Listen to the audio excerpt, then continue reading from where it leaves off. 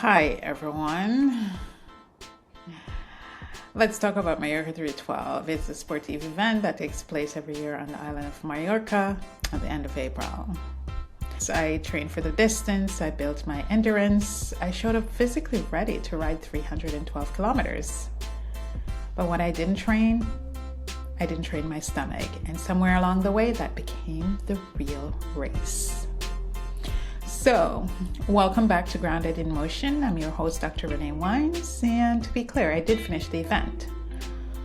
So in that sense, it went as expected, but how I got there, that's where things got very interesting. Going into this race, I felt really good. I trusted my training, my preparation, my body, and I wasn't alone out there. I had my domestique, who was incredible.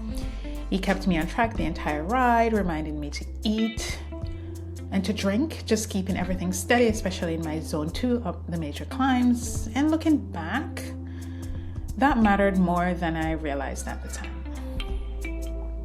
And to be fair, I didn't ignore nutrition going into this race. Actually, days before the race, I went all in on carb load, and perhaps the wrong strategy then. Eating lots of pasta, rice, way more than I normally would have eaten. I was like, okay, we're doing this properly and we're gonna do it right. Which sounds great until eating becomes your full-time job.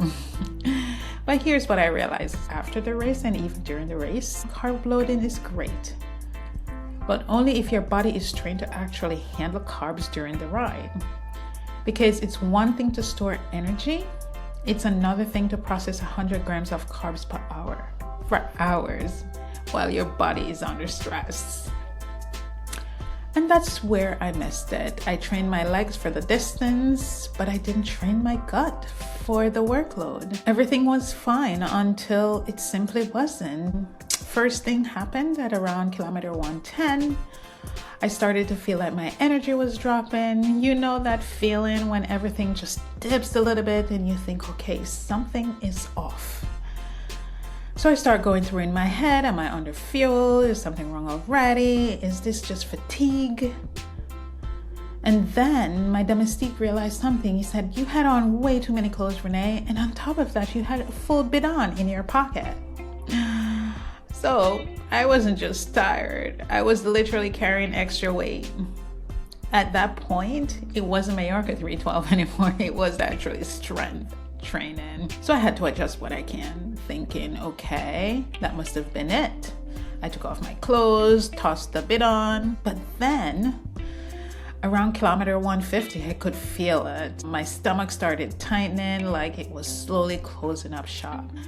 And I remember thinking, okay, just eat, Renee, stick to the plan. But my body had other ideas. At kilometer 162, I simply couldn't eat. No, not that I don't feel like it. I mean, I physically could not eat.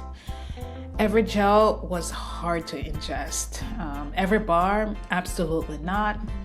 I could not intake it. I'd bite a sandwich and I couldn't swallow. It was like my stomach and I were revolting each other. They were no longer in a partnership. So at that point, my entire fueling strategy became coca-cola. And here's the funny part. Coca-cola became the gold standard, but there was one problem. A couple of the food stations had none. They were completely gone. I guess all the participants had that idea. So now it wasn't about fueling. It was about finding Coke. And this is where my domestique really came through for me. He found a small shop along the route or a bar and came back with a full liter of Coke. That liter, that was everything.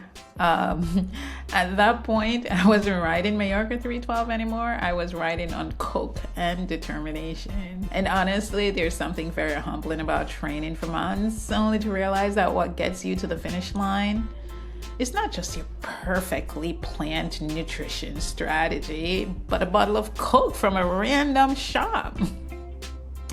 That's when the race changed for me, actually. It stopped being about executing a perfect plan like I had in my mind before the event, and became adapting to what was in front of me. At some point, you stop being an athlete and you become that problem solver. You're negotiating with your legs, you're negotiating with your stomach. More so, I was negotiating with my stomach. And you're like, listen, we just need to finish. That's all I kept saying in my head. So here's what Mallorca 312 taught me the hard way. Train your gut. Seriously. Train how to ingest 100+ grams of carb per hour. Because your legs can be ready and your stomach can shut everything down. Carb loading is great, but only if your body is trained to handle carbs during the ride. As my domestique will say, Mallorca 312 is not a riding or racing event. It's actually an eating contest, and I learned that the hard way. But if you can't eat, Coca-Cola becomes the gold standard. And maybe don't carry your entire pantry in your pockets. 112 kilometers, it's less about being perfect and more about being adaptable. I trained my legs, but I forgot my stomach. I overdressed and carried way too much. But somewhere between the chaos, the Coke, and a really solid domestique guiding me through it all, I made it to the finish line. And that's what this is about. Not perfection, but showing up, adjusting, and continuing forward. This is Grounded in Motion.